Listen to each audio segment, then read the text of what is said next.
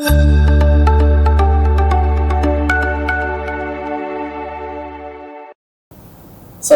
warahmatullahi wabarakatuh. Waalaikumsalam. Selamat pagi dan salam sejahtera untuk kita semua. Halo sahabat religi, kembali lagi bersama saya Sapawandi dalam podcast Siliman, diskusi, informasi, kinerja dan beriman. Kali ini kita akan berdiskusi dan berbicara tentang menyatukan perbedaan dalam cinta kekinian. Tentu bersama narasumber yang sudah tidak asing lagi, yakni Bapak Haji Fazli Aminuddin selaku Kasubag Tata Usaha Kantor Kementerian Agama Kabupaten Ngawi. Bagaimana kabarnya Pak? Alhamdulillah sehat. Nah, jadi hari ini Pak kita akan membahas tentang berdiskusi dan berbincang, yaitu menyatukan perbedaan dalam cinta dan kekinian. Jadi bagaimana menurut Bapak tentang cinta dan kekinian ini? Baik, terima kasih. Assalamualaikum warahmatullahi wabarakatuh. Sampai bertemu kembali sahabat Siliman, yaitu diskusi, informasi, kinerja dan beriman, serta ASN Kemenag melalui Diamangan Purana berada. Kita ketemu lagi ya Pak Sapawandi dalam kegiatan yang digagas oleh Dinas Islam ya. Dalam hal ini di hari ini melalui konteks yaitu menyatukan perbedaan dalam cinta dalam konteks kekinian ya. Nah, baik. Cinta. Ini kalau dalam arti yang sangat umum kan hanya sebatas hubungan orang dewasa ya. Karena memang bedanya cinta dengan sayang itu, kalau cinta itu lebih lari kepada juga ketertarikan fisik segala macam, sedangkan sayang itu lebih pada pengorbanan dan luas lah ya. Cuman kali ini kita mengambil tema untuk masalah perbedaan ini memang pasnya memang perbedaan dan cinta. Kalau perbedaan dengan kasih sayang kan lebih terlalu luas ya. Jadi cinta itu bukan hanya soal hubungan antara dua insan. Cinta itu adalah energi, energi kebaikan yang membuat seseorang itu pertama bisa mampu memahami, menghargai dan merawat keberagaman. Dalam konteks bangsaan dan keberagaman, cinta itu ruh. Ruh mengikat kita dalam satu visi, satu misi berkebangsaan. Jadi kalau cintalah, cinta tanah air membuat kita ingin bersatu bersama-sama. Sebenarnya kalau dikaitkan dengan menyatukan perbedaan dengan cinta, memang barang ini tidak bisa disatukan. Iya, betul. Jadi tapi juga bukan menjadi masalah, karena yang sering terjadi itu malah terjadi perbedaan itu karena cara pandang kita tuh berbeda. Jadi cara pandang menjadi itu perbedaan. Kalau cara pandangnya, tapi memang tidak mungkin semua cara pandang orang sama ya. Kemudian kalau dihubungkan dengan konteks kekinian, banyak sekali memang perbedaan ini menjadi gesekan. Misalnya kan hanya salah ketik Allah gitu ya. Cuman L-nya satu Allah. Padahal mungkin cuma salah ketik ya. Tapi itu malah menjadi masalah, dibully ya kan, di kolom komentar itu, lalu divonis ini. Padahal mungkin yang bersangkutan mungkin salah mengetik maksudnya kan. Jadi misalnya juga komen-komen panas di media sosial, debat-debat kecil itu menjadi pertengkaran dan akhirnya menjadi jurang pemisah. Itu yang sekarang terjadi di era digital saat ini. Padahal Rasulullah SAW memberi contoh ya. Ada sabdanya, tidaklah beriman seseorang di antara kalian hingga ia mencintai dirinya sendiri, saudaranya sebagaimana ia mencintai dirinya sendiri. Rasulullah sudah memberikan contoh ya.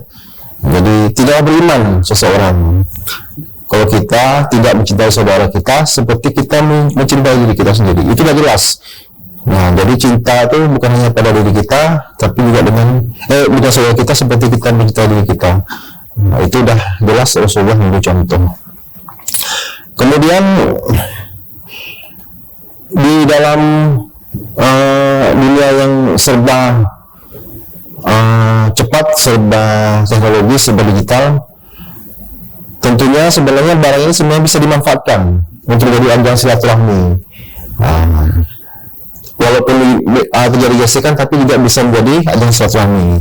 Namun tetap ada tantangan untuk mencapai perbedaan ini, di era ini hubungan yang serba mudah ini bisa juga menjadi silaturahmi, tapi dia punya tantangan. Yaitu tadi, pertama, jempol ini lebih cepat daripada pikiran. Belum sempat kita berpikir, lihat konten-konten yang sepertinya yang kita tidak setuju, jempol cepat. Kalian berkomentar atau like dislike ya kan. Itu yang pertama. Yang kedua, algoritma. Kalau kita kadang mencari sesuatu ya di era digital ini, algoritmanya yang kita cari itu keluar semua. Jadi kalau kita sudah terbiasa dengan memahami satu jalur algoritma, akhirnya kalau kita bertemu dengan orang yang pemikirannya tidak sama kita anggap itu berbeda. Jadi terasa asing. Jadi orang yang berpikiran beda itu terasa asing karena kita sudah terbiasa hari-hari melihat konten-konten yang algoritmanya sesuai dengan pendapat kita. Akhirnya kita melihat pendapat orang itu asing. Itu di saat ini kan. Kemudian yang ketiga, kurangnya literasi digital. Banyak orang mendapat informasi itu langsung percaya tanpa mencari tahu kebenarannya.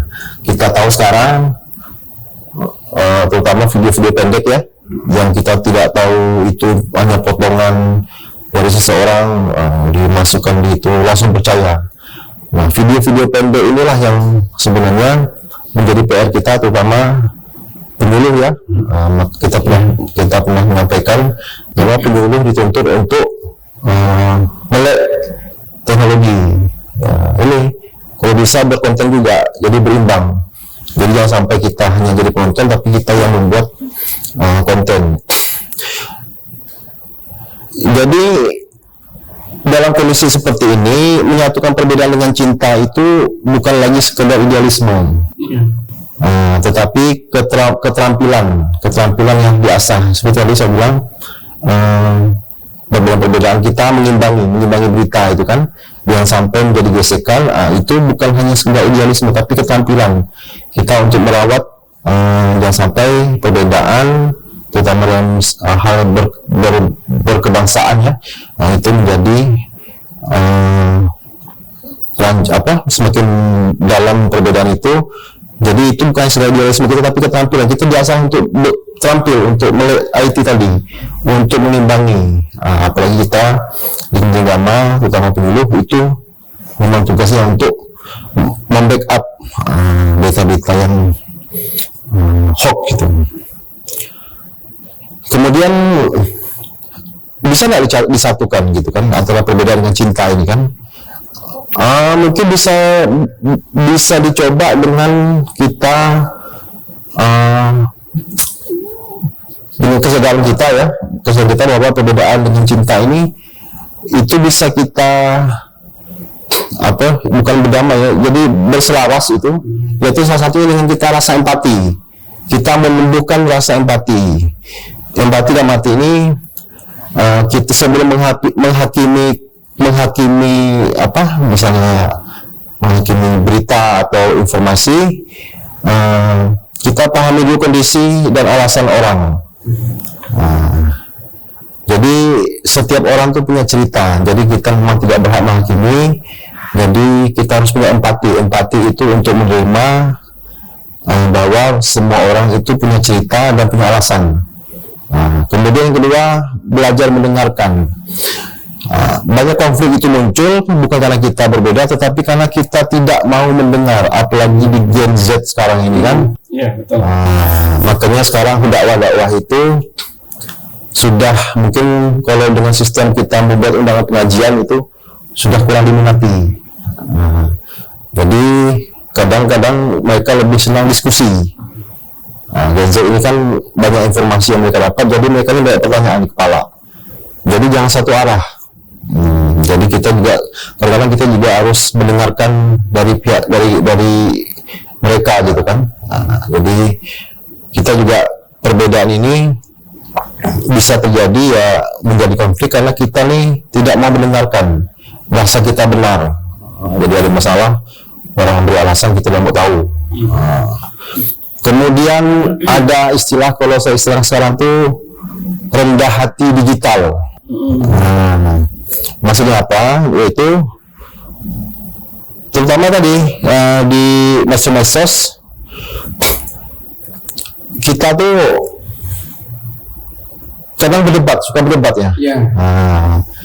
Ada mungkin saatnya kita mengalah, mungkin diam, kadang-kadang juga sampai unfollow, saking kita benci sama orang itu kan, kita cut, kita putus pertemanan. Sebenarnya itu juga sebenarnya ada juga manfaatnya daripada kita berkomentar, misalnya ya, daripada kita berkomentar ya kita bagus kita cut, jadi kita tidak menambah menambah riuh lah, misalnya di media sosial. Kita bicara media sosial karena memang konteksnya sekarang medsos lah yang memang menjadi hari-hari makanan kita sehari-hari. Mungkin boleh dibilang dalam sehari itu pernah ada survei itu berapa jam kita memegang HP, bisa jadi dalam berapa belas jam, anggap kita 18 jam kita misalnya belum tidur ya, itu bisa jadi ya 10 jaman tuh kalau dimasukkan tuh ya, enggak lepas itu kan HP itu kan. Jadi ada bahasa sikap rendah hati digital, yaitu mengalah, kita tidak berkomentar yang aneh biar tidak menjadi semakin musuh lah. Kemudian menahan diri. Kadang cinta hadir dengan bentuk paling sederhana, tidak sebuah hal harus dikomentari. Seperti tadi, tidak semua hal dikomentari. Jadi kita menahan diri, walaupun mungkin kontroversi dengan kita tidak sependapat dengan konten itu atau statement orang yang membuat status apa, kita menahan diri, diam saja kan. Dari berkaitan juga dengan tadi sikap rendah hati untuk mengalah. Nah, kemudian ada lagi yang mungkin saat ini bukan hilang ya, kurang. Sebenarnya itu tradisi klasik, tapi saat ini tradisi klasik itu malah menjadi barang mewah. Apa itu? Yaitu salam, senyum, sapa. Kenapa saya bilang itu sekarang itu menjadi hal yang tapi terasa mewah? Karena kita sekarang dihadapi dengan hidup yang serba penuh tekanan, menjadi hidup itu tegang. Tegang, untuk merelaksasi ketegangan itu kan kita memang kalau dalam ilmu kedokteran itu kan saat kita senyum itu kan berapa sel yang kita merawat sel-sel. Jadi itu sebenarnya barang sederhana, tapi di saat dunia yang penuh hidup yang penuh ketegangan gitu kan, tegangan dengan masalah ekonomi, mungkin politis segala macam, itu senyum sapa salam itu menjadi hal yang terasa mewah. Kemudian yang keenam itu hadirnya spirit moderasi beragama. Jadi cinta dan keberagaman adalah inti moderasi beragama, komitmen kebangsaan, toleransi, anti kekerasan, dan menghargai kearifan lokal. Nah, saya pernah menyampaikan itu sebenarnya di atas toleransi itu masih ada dua level. Dua level yang mungkin, kalau toleransi ini kan kita hanya memahami kayak toleransi beribadah ya, kita memahami sebatas agama, menghargai ibadah masing-masing. Tapi di atas itu ada namanya kolaborasi. Kolaborasi itu apa? Itu kita bukan hanya memahami, tetapi kita berkolaborasi, bekerja sama. Tetapi di atas kolaborasi itu ada lagi yang di atas level itu. Apa itu? Integrasi. Integrasi itu tidak lagi membawa bendera agama, Kita tidak lagi membawa bendera-bendera suku agama, tetapi membawa bendera kemanusiaan. Itu bekerja sama tetapi tidak punya kepentingan. Jadi kalau toleransi itu bagi saya bukan puncak, bukan di atas dari kita moderasi itu, moderat itu, tapi masih ada dua level di atas itu. Kolaborasi, bekerja sama kan, bukan hanya memahami kan, tapi bekerja sama dengan bendera masing-masing, tapi kita tidak ada yang namanya integrasi. Kita bisa bekerja sama dengan minimal itu kemanusiaan, bekerja sama itu. Kemudian dari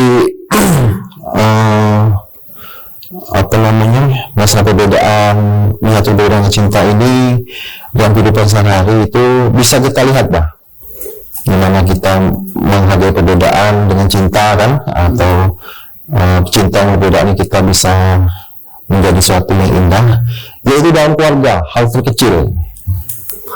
Kadang di dalam keluarga itu ada dari 2 atau 3 anak kita dengan istri kita aja hobinya beda kan. Kadang ada anak yang hobinya berbeda, gaya hidupnya berbeda, tetapi bisa harmonis. Apa penyebabnya dari perbedaan hobi? Misalnya pilihan politik, misalnya kadang suami istri itu berbeda kan. Apa yang mengikat perbedaan itu tidak menjadi perbedaan yang tajam? Apa itu? Cinta. Cinta itulah sebenarnya ruh untuk perbedaan ini bisa menjadi indah. Jadi ruh kalau dalam kehidupan itu atau cinta. Jadi berbeda tapi karena kita cinta, keluarga jadi ini perbedaan jadi indah. Kemudian di suasana kerja kita, misalnya di kantor, kadang ada juga pegawai yang lambat, pegawai yang cepat, ada yang teliti, ada yang tidak teliti, ada yang spontan, ada yang tidak spontan. Tapi kalau cinta itu kita dasari dengan cinta itu hadir dalam kebersamaan itu menjadi kekuatan tim. Jadi saling mengisi. Mungkin kalaupun dia agak lambat, dia mungkin lebih punya kelebihan di yang lain gitu. Karena semua manusia ini kan punya kelebihan dan kekurangan. Yang satu cepat, tapi mungkin dia kekurangannya apa? Yang satu lambat, dia punya kelebihan lain. Jadi kalau dalam satu tim itu malah menjadi warna yang bisa menjadi kekuatan. Itu contoh tadi kan keluarga dalam kehidupan kita sehari di pekerjaan ya, di kantor. Kemudian di masyarakat. Jadi tadi saya agak singgung masalah misalnya kita tidak setuju dengan pendapat atau itu, daripada kita berkomentar yang aneh-aneh, kita tidak bisa menahan diri, bagus kita unfollow, cut. Tapi itu bukan untuk memutus silaturahmi. Berarti bukan berarti juga kita langsung tidak follow dia berteman di media sosial. Di dunia nyata kita tidak berteman, tidak.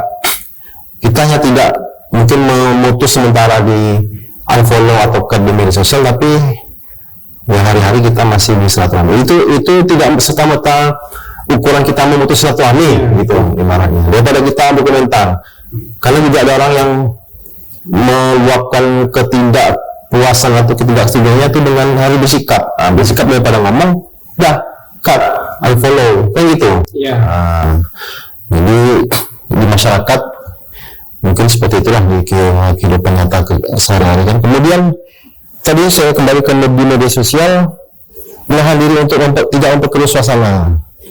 Jadi daripada kita tidak usah menyebar, daripada kita berkomentar yang tidak bagus, kita diam, atau malah kita memberi narasi positif.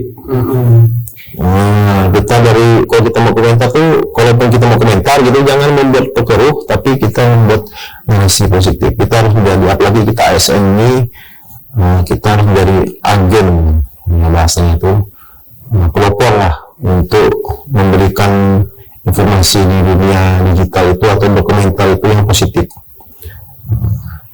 Jangan kita malah menjadi provokator. Itu berbahaya. Semuanya sudah di genggaman.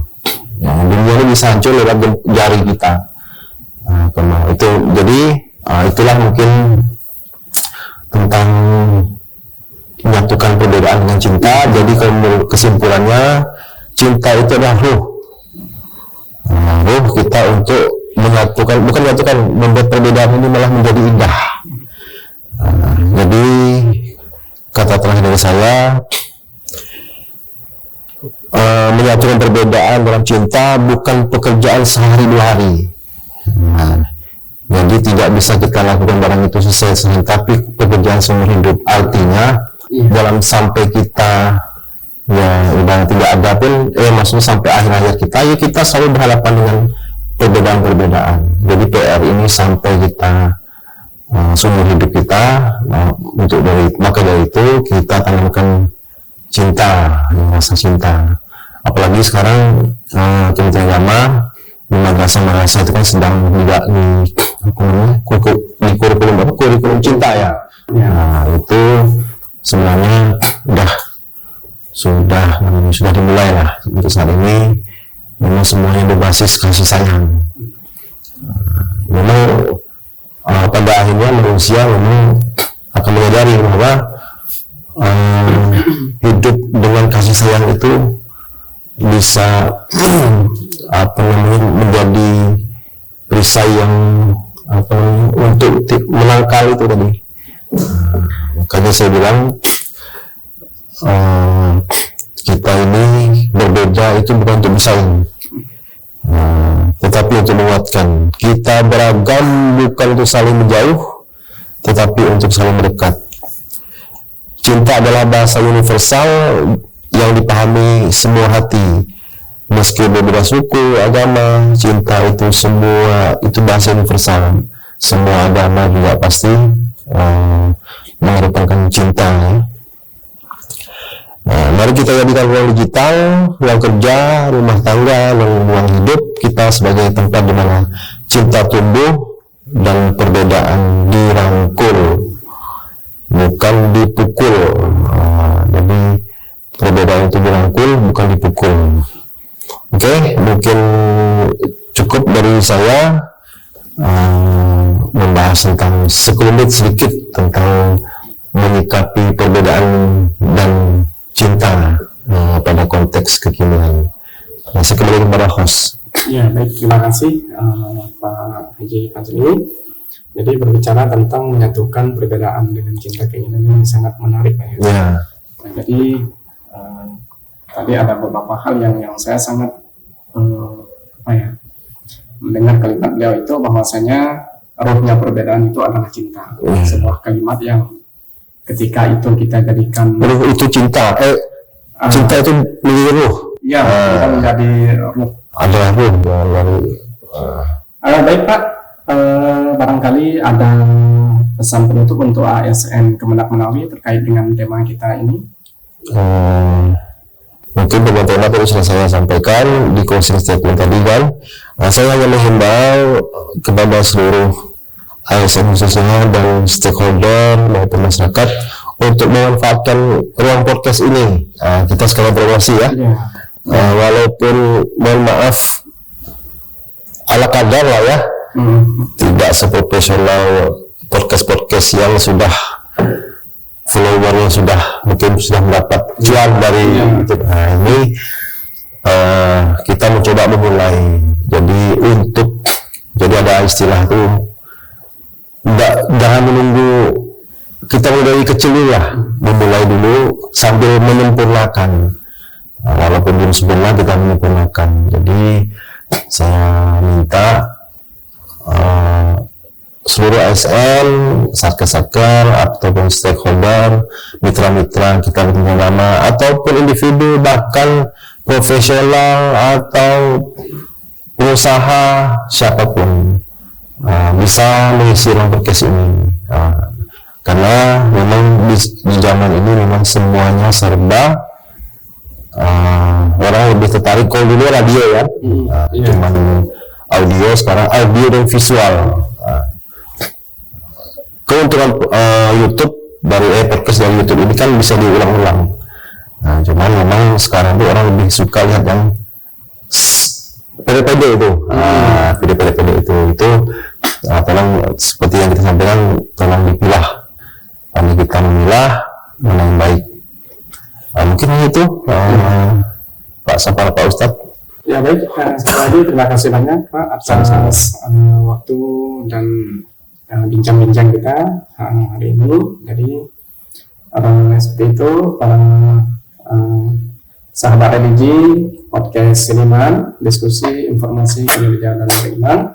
Mudah-mudahan kita bisa berjumpa lagi dengan narasumber kita ini dengan tema yang lebih menarik lagi. Mudah-mudahan pertemuan kali ini bisa membawa manfaat bagi kita semua. Saya selaku host pada kegiatan podcast kali ini mengucapkan terima kasih yang sebesar-besarnya. Mohon maaf atas segala kekurangan. Assalamualaikum warahmatullahi wabarakatuh. Waalaikumsalam warahmatullahi wabarakatuh. Terima kasih.